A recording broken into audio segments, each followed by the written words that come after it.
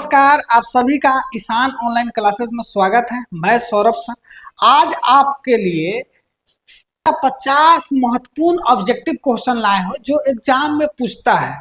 इसका गारंटी ले रहे हैं कि इस 50 क्वेश्चन में से कम 20 से एग्जाम 2025 के व्यू से सबसे महत्वपूर्ण क्वेश्चन रसायन का हम लेके आए हुए हैं। आइए इसको सिखाते हैं और याद कराते हैं। सभी विद्यार्थी जहां भी हो थोड़ा सा ध्यान से सुनिए, आपको अभी नहीं याद हो जाएगा। इसका याद कराने का तरीका देखिएगा, बहुत बेहतरीन तरीका से आपको याद कराएंगे, इसका बहुत अच्छा तरीका से। ठीक है, आइए क्वेश्चन का शुरुआत करते हैं। झुकाओगे तो पत्थर देवता बन जाएगा। ध्यान से सुनो बाबू, सर झुकाओगे तो पत्थर देवता हो जाएगा, किसी को हद से ज्यादा मोहब्बत करोगे तो वो बेवफा हो जाएगा। कि वायु में प्रकाश की चाल निर्वात की अपेक्षा होती है कि नहीं? तो वायु में जो प्रकाश की चाल है निर्वात की अपेक्षा क्या होगी? कम होगी। क्या होगी बाबू? कम होगी। वायु में जो है प्रकाश की चाल निर्वात की अपेक्षा कम होगी। वायु में प्रकाश की चाल होता है 3 × 10⁸ मीटर पर सेकेंड। ठीक है, यह पूछता है क्वेश्चन, इसको याद रखें। ऐसे ये भी पूछेगा कि हवा में प्रकाश की चाल क्या होता है, वायु में प्रकाश की चाल क्या होता है, तो 3 × 10⁸ मीटर पर सेकेंड। या ऐसे पूछेगा कि वायु में प्रकाश की चाल निर्वात की अपेक्षा क्या होगी, तो क्या होगी? कम होगी। ठीक है, अगला क्वेश्चन देखिएगा कि लेंस में मुख्य फोकस की संख्या क्या होती है। तो लेंस में मुख्य फोकस की संख्या क्या होती है? 2 होती है। मेरे साथ बोलिए, लेंस 2 अक्षर का है तो मुख्य फोकस कितना हुआ? 2। ऐसे याद कर लीजिए, लेंस 2 अक्षर का है तो मुख्य फोकस कितना हुआ? 2। ठीक है, आगे देखिएगा। अगला क्वेश्चन है कि विद्युत का अच्छा चालक कौन है। इसमें जो दिया है तो विद्युत का सबसे अच्छा चालक क्या होता है? चांदी होता है। ओवरऑल भी पूछेगा कि विद्युत का सबसे अच्छा चालक क्या होता है, तो चांदी होता है। ठीक है, सबसे अच्छा चालक क्या? विद्युत का सबसे अच्छा चालक क्या होगा बाबू? चांदी होगा। ठीक है, जास्ता का अयस्क है तो जास्ता का अयस्क आपको क्या हो जाएगा? जिंक ब्लेड हो जाएगा। बॉक्साइट जो है एल्युमिनियम का अयस्क है। बॉक्साइट किसका है? सोडियम क्लोराइड या सोडियम का हो जाएगा। तो जास्ता का अयस्क क्या हो जाएगा? जिंक ब्लेड हो जाएगा। ठीक है, सिलिकन है तो सिलिकन धातु है कि उप धातु है कि नहीं? तो सिलिकन जो है एक उप धातु है। सिलिकन क्या है? उप धातु है। सिलिकन क्या है बाबू? उप धातु है। ठीक है, और देखिए धातु को थोड़ा सा देखिएगा, थोड़ा एक जगह लगभग 90% सही हो जाएगा। अगर धातु का पहचान पूछेगा तो लास्ट में अगर यम लगा हो तो वह धातु होता है। लास्ट में यम लगा हो तो वह क्या होगा? धातु। जैसे सोडियम, मैग्नीशियम, एल्युमिनियम कि नहीं, लास्ट में यम लगा हो तो वह क्या होगा? धातु होगा। 1 या 2 आपका होगा, अपवाद होगा ना, तो बाकी सब धातु का यही पहचान होता है। तो सिलिकन पूछ रहा है बाबू, तो सिलिकन क्या है? एक उप धातु है। क्या है? उप धातु है। कह रहा है कि स्वपोषी पोषण के लिए क्या आवश्यक है। तो स्वपोषी पोषण के लिए क्लोरोफिल चाहिए, कार्बन डाइऑक्साइड तथा जल चाहिए, सूर्य का प्रकाश चाहिए, यानी सभी चाहिए। स्वपोषी के लिए क्या चाहिए? के लिए क्या चाहिए? ये सभी पदार्थ चाहिए। स्वपोषी जैसे पेड़ पौधे। स्वपोषी का मतलब होता है जो अपना भोजन स्वयं बनाए। स्वपोषी क्या होता है बाबू? स्वपोषी। तो स्व मतलब स्वयं, क्या होता है? स्वयं। अगर कोई पोषी माने भोजन, अगर कोई स्वयं भोजन बनाता है, भोजन का निर्माण स्वयं करता है, यानी किसी दूसरे पर निर्भर नहीं है, उसी को हम क्या कहते हैं? स्वपोषी कहते हैं। तो स्वपोषी उसी को वही होगा जो जिसमें क्लोरोफिल पाया जाता है, स्वपोषी के लिए भोजन बनाता है। स्वपोषी को भोजन बनाने के लिए आवश्यक तत्व क्या है? तो ये सभी चाहिए। ठीक है, बहुत VVI क्वेश्चन है, ये हर साल एग्जाम में पूछता है। इस क्वेश्चन को रट जाइए, याद रखिएगा, बोर्ड मॉडल क्वेश्चन है। पूछ रहा है मैग्नीशियम पाया जाता है, किसमें पाया जाता है? तो मैग्नीशियम पाया जाता है आपको क्लोरोफिल में। मैग्नीशियम पाया जाता है क्लोरोफिल में। क्या पाया जाता है? मैग्नीशियम पाया जाता है। और क्लोरोफिल में क्या पाया जाता है? मैग्नीशियम पाया जाता है। इस चीज को याद रखिएगा। बोलिए बाबू, क्लोरोफिल में क्या पाया जाता है? मैग्नीशियम पाया जाता है। ठीक है, ये परीक्षा की दृष्टि से बहुत जरूरी है। बनाने के लिए किस दर्पण का उपयोग किया जाता है कि नहीं? तो दाढ़ी बनाने के लिए अवतल दर्पण का उपयोग किया जाता है। दाढ़ी बनाने के लिए अवतल दर्पण किया जाता है। साइड मिरर के रूप में, साइड मिरर के रूप में आपको उत्तल दर्पण का उपयोग किया जाता है। साइड मिरर में कभी किया जाता है? गाड़ी के वाहन के साइड मिरर में क्या किया जाता है? आपको उत्तल दर्पण का किया जाता है। उसके बाद हेडलाइट हेडलाइट में दाढ़ी बनाने में इसमें अवतल दर्पण का उपयोग किया जाता है। ठीक है, समतल दर्पण नॉर्मल हम लोग चेहरा वगैरह देखते हैं घर में जो मिलता है वह समतल दर्पण होता है। ठीक है, तो दाढ़ी बनाने के लिए किस दर्पण का उपयोग किया जाता है? अवतल दर्पण का। ठीक है, गाड़ी का हेडलाइट में आपको अवतल दर्पण और साइड मिरर गाड़ी के जो बगल में रहता है पीछे के लोग को देखने के लिए रहता है तो आपको उत्तल दर्पण का उपयोग किया जाता है। ठीक है, परमाणु संख्या कुछ पूछता है उसको याद रखिएगा। जैसे यहाँ पर पूछा है कि सोना की परमाणु संख्या क्या है, यानी गोल्ड है, तो गोल्ड का परमाणु संख्या कितना होता है? 70 होता है। गोल्ड को हम एयू से सूचित करते हैं। क्या से सूचित करते हैं? एयू से। गोल्ड का रियल नाम गोल्ड औरम कहते हैं। क्या कहते हैं? औरम। गोल्ड को क्या कहते हैं? औरम कहते हैं। ये परमाणु संख्या कितना होगा? 79 होगा। गोल्ड का परमाणु संख्या कितना होगा? 79 होगा। गोल्ड का संकेत पूछेगा तो एयू होता है। क्या होता है? एयू। ठीक है, जिसको औरम कहते हैं। ऑक्सीजन की संयोजकता, देखो बाबू संयोजकता कैसे निकलता है। तो ऑक्सीजन का रहा है तो ऑक्सीजन का जो परमाणु संख्या होता है 8। ऑक्सीजन का परमाणु संख्या क्या होता है? 8। इसको अगर बांटते हैं तो KLMN ऐसा ही चलता है। पहला कक्ष में ऑक्सीजन का फर्स्ट ऑर्बिट है। के का मतलब पहला ऑर्बिट, एल का मतलब दूसरा ऑर्बिट, एम का मतलब तीसरा। पहला ऑर्बिट में 2 गो इलेक्ट्रॉन रहता है। कितना इलेक्ट्रॉन रहता है? 2 गो। और बच गया 8 में से 2 चल गया, बच गया 6। तो हर एक परमाणु प्रत्येक परमाणु चाहता है कि मेरे अंतिम कक्षा में 8 इलेक्ट्रॉन हो। क्या हो? 8 इलेक्ट्रॉन हो। तो इसको 8 पूरा करने के लिए क्या करना होगा? 2 को लेना पड़ेगा। 2 को क्या करना पड़ेगा? लेना पड़ेगा। यानी 6 है, 2 और लेगा तो क्या होगा? तो 8 होगा। यानी ऑक्सीजन की संयोजकता क्या हो जाएगा? 2 हो जाएगा। क्या हो जाएगा? 2 हो जाएगा। ठीक है, अगर पूछता है सोडियम की संयोजकता, यहाँ देखिए सोडियम का 11 होता है। KLM में N में बांटिएगा। फर्स्ट ऑर्बिट में आपको क्या होता है? 2 इलेक्ट्रॉन पाया जाता है। सेकेंड ऑर्बिट में 8 हो, तो 8 है 2 10, बच गया 1। इसको अंतिम कक्षा में 8 पूरा करने के लिए क्या करना होगा कि यह 7 को लेना होगा और नहीं तो एगो देना होगा। तो आप ही बोलिए 7 को लेना इजी है कि एगो देना इजी है? तो एगो देना इजी है, यानी इसका वैलेंसी सोडियम का वैलेंसी क्या हो जाएगा? 1 हो जाएगा। सोडियम का वैलेंसी क्या हो जाएगा? 1 हो जाएगा। ठीक है, अगला क्वेश्चन है अम्लीय वर्षा का जल का पीएच मान क्या होगा। तो देखिए अम्लीय वर्षा का जो जल का पीएच मान है 5.6 से कम होगा। अम्लीय वर्षा के जल का पीएच मान कितना होगा? 5.6 से कम होगा। ठीक है, ये 7 जो है अम्लीय ना, ये लवण हो जाएगा, ना अम्लीय होगा ना क्षारीय होगा। पीएच वैल्यू अगर 7 है तो ये क्या हो जाएगा? लवण होगा। इसको भी याद रखिएगा। पूछेगा लवण का पीएच मान कितना होता है? तो 7 होता है। लवण का पीएच मान कितना होता है बाबू? तो 7 होगा। लग रहा है तो आप सभी विद्यार्थी इस वीडियो को अधिक से अधिक क्या कीजिए? शेयर कीजिए। ठीक है, आपके लिए बहुत जबरदस्त ये क्वेश्चन लेके आए हैं। ये क्वेश्चन बोर्ड के व्यू से बहुत जबरदस्त क्वेश्चन 2025 में जो आने वाला एग्जाम है उसमें से देखिएगा, इसमें से बहुत क्वेश्चन आपको मिलेगा। ठीक है, क्वेश्चन है कि जब किसी चालक तार से विद्युत धारा प्रवाहित होती है तो गतिशील कण, जब किसी चालक तार से विद्युत धारा प्रवाहित होती है तो गतिशील कण क्या है? तो गतिशील कण क्या होता है? इलेक्ट्रॉन होता है। देखिएगा कोई भी एटम होगा, कोई भी एटम होगा तो इसके ऑर्बिट में क्या होता है? ऑर्बिट में इलेक्ट्रॉन चक्कर लगाता है। ऑर्बिट में क्या होगा? इलेक्ट्रॉन चक्कर लगाते रहता है। इसका ऑर्बिट में क्या चक्कर लगाएगा? इलेक्ट्रॉन चक्कर लगाएगा। और जो न्यूक्लियस होता है उसमें प्रोटॉन और न्यूट्रॉन दोनों पाया जाता है।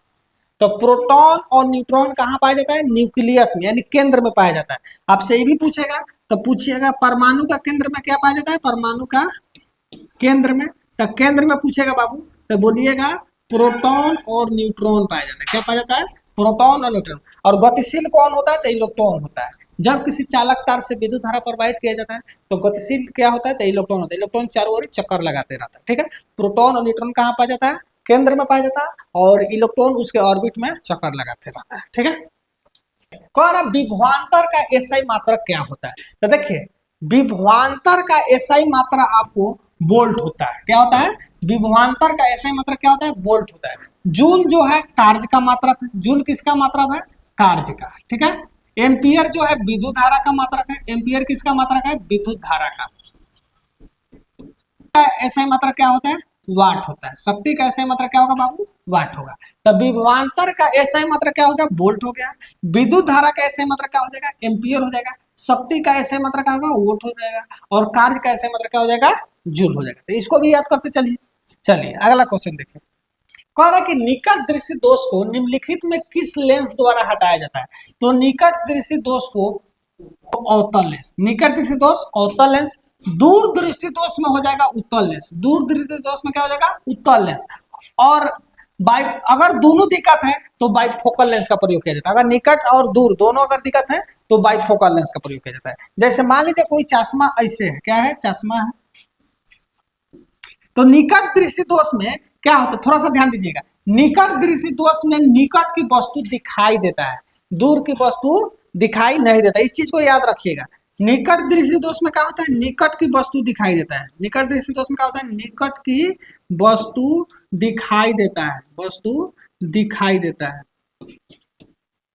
दिखाई देता है। जबकि दूर दृष्टि दोष में, दूर दृष्टि दोष में बाबू क्या होता है? दूर की वस्तु दिखाई देता है। दूर दृष्टि दोष में दूर की वस्तु दिखाई देता है, दिखाई देता है।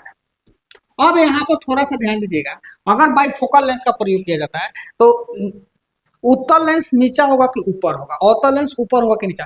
तो निकट की वस्तु दिखने के लिए हमको नीचा क्या होगा? नीचा करना पड़ेगा निकट की वस्तु। तो निकट की वस्तु, तो दूर दृष्टि दोष में दूर की वस्तु दिखाई देता है, यानी नजदीक की वस्तु दिखाई देने के लिए उत्तल लेंस का प्रयोग होता है, और दूर की वस्तु देखने के लिए अवतल लेंस का प्रयोग होता है। तो अवतल लेंस ऊपर होता है, अवतल लेंस क्या होगा बाबू? ऊपर होगा, और उत्तल लेंस क्या होगा? नीचा होगा। तो ध्यान दीजिएगा, निकट दृष्टि दोष तो कहिएगा वैसा दोष जिसमें निकट की वस्तु दिखाई दे लेकिन दूर की वस्तु दिखाई नहीं दे, उसे निकट दृष्टि दोष कहते हैं। और दूर दृष्टि दोष वैसा दोष जिसमें दूर की वस्तु दिखाई दे और नजदीक की वस्तु दिखाई ना दे, उसे दूर दृष्टि दोष कहते हैं। तो क्वेश्चन है कि निकट दृष्टि दोष में कौन लेंस का प्रयोग होता है? तो निकट दृष्टि दोष में अवतल लेंस का प्रयोग होता है, और दूर दृष्टि दोष में किसका प्रयोग होता है? उत्तल लेंस का होता है। कह रहा है कि टूथपेस्ट कैसा होता है? तो टूथपेस्ट आपका क्षारीय होता है। तो ये भी पूछता है दांत का क्षय क्यों होता है? दांत जो होता है तो दांत का क्षय क्यों होता है? तो दांत का जो क्षय है बाबू अम्ल के कारण होता है। क्यों होता है? अम्ल के कारण। तो अम्ल को दूर करने के लिए क्षार का प्रयोग, यानी पेस्ट आपका क्या होता है? क्षारीय होता है। तो टूथपेस्ट कैसा होता है? तो टूथपेस्ट क्षारीय होता है। टूथपेस्ट कैसा होता है बाबू? तो क्षारीय होता है। ये भी पूछता है कि आपका दांत का क्षय कैसे होता है? तो दांत का क्षय कैसे होता है? अम्ल के कारण होता है। ठीक है। और अम्ल और क्षार का प्रयोग, अम्ल हो जाएगा दांत, इसी को दूर करने के लिए क्षारीय का प्रयोग किया जाता है। ठीक है। तो आपको पूरा बताते चले, ये नहीं केवल क्वेश्चन, इससे संबंधित क्वेश्चन भी आपको क्या कर रहे हैं? बता रहे हैं कि किसी तरह छूटे नहीं। अगर हम 40 क्वेश्चन बताते हैं तो मानिए कि 40 दूना 80 क्वेश्चन आपको बताते हैं, इससे संबंधित क्वेश्चन 2 को 3 को इस तरह का कर रहे हैं, बताते चल रहे हैं। ठीक है। में कौन लेंस की क्षमता का मात्रक है? तो लेंस की क्षमता का मात्रक डायऑप्टर होता है। लेंस की क्षमता का मात्रक क्या होता है? डायऑप्टर होता है। लेंस की जो क्षमता होता है, लेंस की क्षमता का फॉर्मूला होता है 1/फोकस। क्या होता है? 1/फोकस। डायऑप्टर को अगर लिखना होता है ऐसे भी लिख सकते हैं, मीटर का पावर -1। ठीक है। तो आपको देखिए इस पर आधारित 2 को 3 क्वेश्चन बता दिए कि नहीं। तो लेंस की क्षमता का मात्रक क्या होता है? डायऑप्टर। और लेंस की क्षमता का फॉर्मूला क्या होता है? तो 1/फोकस दूरी। क्या होता है? 1/फोकस दूरी। ठीक है। देखिए भोजन का निर्माण ग्लूकोज के रूप में होता है, और फ्लोएम उत्को कार्बोहाइड्रेट का परिवहन जो होता है सुक्रोज के रूप में होता है। किसके रूप में होता है? सुक्रोज का रूप में होता है। तो फ्लोएम का निर्माण जो होता है, फ्लोएम उत्को द्वारा कार्बोहाइड्रेट का जो परिवहन होता है किस रूप में होता है? तो सुक्रोज के रूप में होता है। ठीक है। कि निम्नलिखित में कौन से गैस चूने के पानी को दूधिया कर देता है? कौन सा गैस चूने के पानी को क्या कर देता है? दूधिया करता है। तो कार्बन डाइऑक्साइड। चूने के पानी को दूधिया कौन करता है? तो कार्बन डाइऑक्साइड। याद रखिएगा, चूना है उसमें अगर पानी को दूधिया हो जाता है पानी डालने पर, तो कौन है गैस? कार्बन डाइऑक्साइड के चलते। किसके चलते होता है? Carbon dioxide. तो कौन सा गैस चूने के पानी को दूधिया करता है? तो कौन हो जाएगा बाबू? Carbon dioxide, CO2। ठीक है। उसके बाद क्वेश्चन है टार्टेरिक अम्ल किस में पाया जाता था? तो देखिएगा, इसको एक कथा कहते हैं, ध्यान से सुनिएगा। जैसे इमली लड़की से बहुत ज्यादा खाती है। ठीक है। तो इमली अगर मांगने जाइएगा लड़की से कहेगा थोड़ा इमली दे दो, कथी कहते कथी टटरा रहा है, पहले हमको खाना लेने दो। तो वही बात है। तो इमली मांगने जाइए तो लड़की क्या बोलेगी? का टटरा रहा है, पहले खा लेने दो। यानी इमली में क्या पाया जाता है? टार्टेरिक अम्ल। टार्टेरिक अम्ल किस में पाया जाता है बाबू? तो इमली में। टार्टेरिक अम्ल किस में पाया जाता है? इमली में। याद रखिएगा, क्या टटरा रहा है। चलिए, तो देखिए बाबू टार्टेरिक अम्ल इमली में पाया जाता है। सिरका में एसिटिक अम्ल पाया जाता है। क्या पाया जाता है? एसिटिक के। सिरका में एसिटिक अम्ल पाया जाता है। संतरा में सिट्रिक अम्ल पाया जाता है। क्या पाया जाता है बाबू? सिट्रिक अम्ल। और टमाटर में क्या पाया जाएगा? ऑक्जेलिक अम्ल। क्या पाया जाएगा? ऑक्जेलिक अम्ल। टमाटर में क्या पाया जाएगा? ऑक्जेलिकम, ठीक है। तो टाइटेरिकम इमली में पाया जाता है, सिरका में एसिटिकम, संतरा में सिट्रिक और टमाटर में ऑक्जेलिकम। स्टोमाटा को यहाँ पर छूट गया है, लिखिएगा। स्टोमाटा के खुलने और बंद होने की क्रिया को नियंत्रण कौन करता है? तो द्वार कोशिका। द्वार कोशिका क्या करता है? स्टोमाटा के खुलने और बंद होने की क्रिया को क्या करता है? नियंत्रण करता है, ठीक है। अम्ल का पीएच मान होता है तो 7 से कम। अम्ल का पीएच मान क्या होगा? 7 से कम। 7 से अधिक जो है क्षार का पीएच वैल्यू होता है। 7 से अधिक किसका होता है? क्षार का। 7 जो होता है लवण का पीएच वैल्यू होता है। 7 जो किसका वैल्यू होता है? लवण का, ठीक है। का पीएच मान क्या होगा बाबू? 7 से कम। अम्ल 7 से कम, क्षार 7 से अधिक, और 7 किसका हो जाएगा? लवण का, ठीक है। चलिए, करण निम्नलिखित में कौन नेत्र का रंगीन भाग होता है? नेत्र का रंगीन भाग परितारिका होता है, जिसको आइरिस कहते हैं। इंग्लिश में क्या कहते हैं? आइरिस। नेत्र का जो रंगीन भाग है उसको हम परितारिका या आइरिस कहते हैं, ठीक है। नेत्र का रंगीन भाग क्या होगा? परितारिका चाहे आइरिस, ठीक है। वायुमंडल में प्रकाश के किस वर्ण का प्रकीर्णन अधिक है? ध्यान दीजिएगा, ऐसे प्रकाश का प्रकीर्णन सबसे अधिक किसका होता है? तो बैगनी कलर का होता है। लेकिन वायुमंडल में प्रकाश का प्रकीर्णन तो सबसे अधिक नीला रंग का होता है। वायुमंडल में प्रकाश का प्रकीर्णन सबसे अधिक का होता है? नीला रंग का। सबसे कम प्रकीर्णन किस रंग का होता है? तो लाल रंग का। सबसे कम प्रकीर्णन किस रंग का होता है? तो लाल रंग का, ठीक है। अमीबा में अधिकांश पोषण कैसे होता है? तो अमीबा में अधिकांश पोषण कैसे होता है बाबू? अंतःग्रहण के कारण। अमीबा में अधिकांश पोषण कैसे होता है? अंतःग्रहण, ठीक है। अगला क्वेश्चन देखिए, का एसआई मात्रक, विभवांतर का एसआई मात्रक वोल्ट होता है। विभव और विभवांतर दोनों का एसआई मात्रक क्या होता है? वोल्ट होता है, याद रखिएगा। कूलम जो है आवेश का मात्रक है। कूलम किसका मात्रक है? आवेश का। एम्पियर जो है विद्युत धारा का मात्रक है। रोध का मात्रक ओम कहती है प्रतिरोध का मात्रक है। ओम किसका मात्रक है? प्रतिरोध का। एम्पियर विद्युत धारा, कूलम आवेश, ठीक है। अगला क्वेश्चन पूरा बढ़िया से देखिए, ये सब क्वेश्चन एग्जाम के व्यू से बहुत वीवीआई क्वेश्चन है, ठीक है। ये जो क्वेश्चन है आपको एग्जाम के लिए बहुत जबरदस्त क्वेश्चन, बार बार ये क्वेश्चन पूछता है। लवण का पीएच मान क्या होता है? तो लवण का पीएच मान होता है वह 7 होता है। लवण का पीएच मान क्या होगा? 7। 7 से अधिक क्या होगा? क्षार होगा, और क्या होगा? अम्ल होगा, ठीक है। चलिए आगे देखिए, गोलीय दर्पण के परावर्तक पृष्ठ की वृत्ताकार सीमा रेखा का व्यास कहलाता है। गोलीय दर्पण के परावर्तक पृष्ठ के वृत्ताकार सीमा रेखा का व्यास, जैसे गोलीय दर्पण ऐसे होता है तो इसको हम क्या कहते हैं? तो इसको हम द्वारक कहते हैं। गोलीय दर्पण क्या कहते हैं? द्वारक कहते हैं। अगर कोई गोलीय दर्पण है, ये लाइन को प्रधान अक्ष कहते हैं। इस लाइन को क्या कहिएगा? प्रधान अक्ष कहते हैं, कि नहीं। वक्रता त्रिज्या यानी फोकस होगा इधर सी होगा, इसी को वक्रता त्रिज्या कहते हैं, ठीक है। तो गोलीय दर्पण के परावर्तक पृष्ठ की वृत्ताकार सीमा रेखा का व्यास को क्या कहते हैं? द्वारक कहते हैं। क्या कहते हैं बाबू? द्वारक कहते हैं, ठीक है। ये क्वेश्चन बहुत बढ़िया, ये सब क्वेश्चन देख लीजिए, एक से एक क्वेश्चन आपके लिए लेके आए हैं, ठीक है। ये सब एग्जाम के व्यू से बहुत जबरदस्त है। अगला क्वेश्चन है, यदि किसी बिंब का प्रतिबिंब का आवर्धन ऋणात्मक है तो उस प्रतिबिंब की प्रकृति क्या होगी? आभासी होगा और सीधा होगा। क्या होगा? आभासी और सीधा होगा। कोई भी प्रतिबिंब आवर्धन ऋणात्मक है तो आभासी होगा, और क्या होगा? सीधा होगा। कह रहा है कि निम्नलिखित में कौन से यंत्र का उपयोग रक्त दाब मापने में किया जाता है? तो रक्त दाब मापने में स्फाइग्नोमीटर का प्रयोग किया जाता है। रक्त दाब मापने में किसका प्रयोग किया जाता है? स्फाइग्नोमैनोमीटर का प्रयोग किया जाता है, ठीक है। तो रक्त दाबने में किसका प्रयोग किया जाता है? मैनोमीटर का प्रयोग किया जाता है बाबू रक्त दाबने में, ठीक है। अब देखिएगा अगला क्वेश्चन है, बहुत वीवीआई क्वेश्चन, ये बोर्ड मॉडल, इस चीज क्वेश्चन को विशेष ध्यान रखिएगा। कह रहा है रक्त का कौन सा अवयव घायल स्थान से रक्त स्राव को मार्ग को रक्त का थाका बनाकर अवरुद्ध करता है? तो रक्त का थाका बनाने में प्लेटलेट्स मदद करता है। प्लेटलेट्स नहीं, आपके शरीर में अगर प्लेटलेट्स नहीं है तो कट जाएगा तो आपका खून का होगा, बहते रहेगा, रुकेगा नहीं। तो प्लेटलेट्स का काम है कि जहां कटेगा यह जाएगा और वायु के संपर्क में होने से क्या हो जाता है, जम जाता है, तो रक्त को बहाव को रोकता है, अवरुद्ध करता है। ठीक है, तो ये क्वेश्चन है, रक्तदाब में कौन सा अवयव घायल स्थान को रक्त स्राव को मार्ग को और थाका बनाकर अवरुद्ध करता है, तो प्लेटस।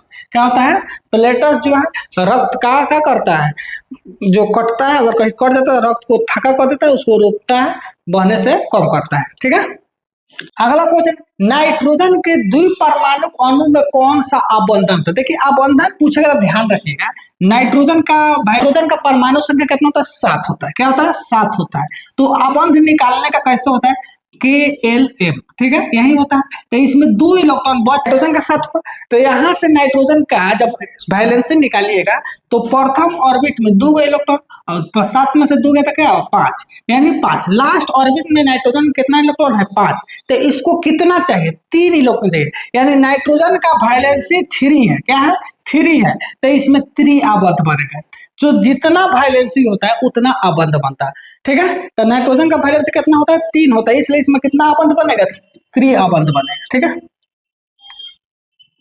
अभिक्रिया के संबंध में कौन सा कथन सत्य है, तो ZNO जो है, ZNO प्लस कार्बन रिएक्शन कर रहा है तो ZN अलग हो रहा है, CO हो जा रहा है, तो कह रहा है कार्बन उपचयित हो रहा है, ZNO का उपचयित हो रहा है। तो यहाँ देखिएगा, यहाँ पर कार्बन यहाँ अकेला है और यहाँ कार्बन में ऑक्सीजन है, यानी ऑक्सीजन का जुड़ना ऑक्सीकरण या उसको उपचयित कहते हैं। क्या कहते हैं हिंदी में, उपचयित, यानी यहाँ पर कार्बन का क्या हो रहा है, उपचयित हो रहा है। तो कार्बन का क्या हो रहा है बाबू, उपचयित हो रहा है। ठीक है, तो ऑक्सीजन का जुड़ना उपचयित होता है, हाइड्रोजन का हटना उपचयित होता है। ठीक है, यानी कहने का मतलब है, इसको उपचयित अपचयित में अगर दिक्कत हो रहा है तो ऐसे समझिए, ऑक्सीकरण, ऑक्सीजन का जुड़ना ऑक्सीकरण, हाइड्रोजन का हटना ऑक्सीकरण, हाइड्रोजन का हटना क्या होता है, ऑक्सीजन का जोड़ना, दोनों स्थिति में क्या होता है, ऑक्सीकरण होता है। क्या होता है, ऑक्सीकरण होता है। अगर ऑक्सीजन जुट रहा है तो ऑक्सीकरण, हाइड्रोजन हट रहा है तो ऑक्सीकरण। इसी का उल्टा, ऑक्सीजन का हटना तो अवकरण, हाइड्रोजन का जुटना तो अवकरण। ठीक है, तो ऑक्सीकरण को हम उपचयित कहते हैं। ऑक्सीजन के 2 परमाणुओं के बीच कितने आबंध बनते हैं, तो अभी पता, जब आबंध पूछेगा तो उसका वैलेंसी निकालिएगा, तो क्या होता है, KLM।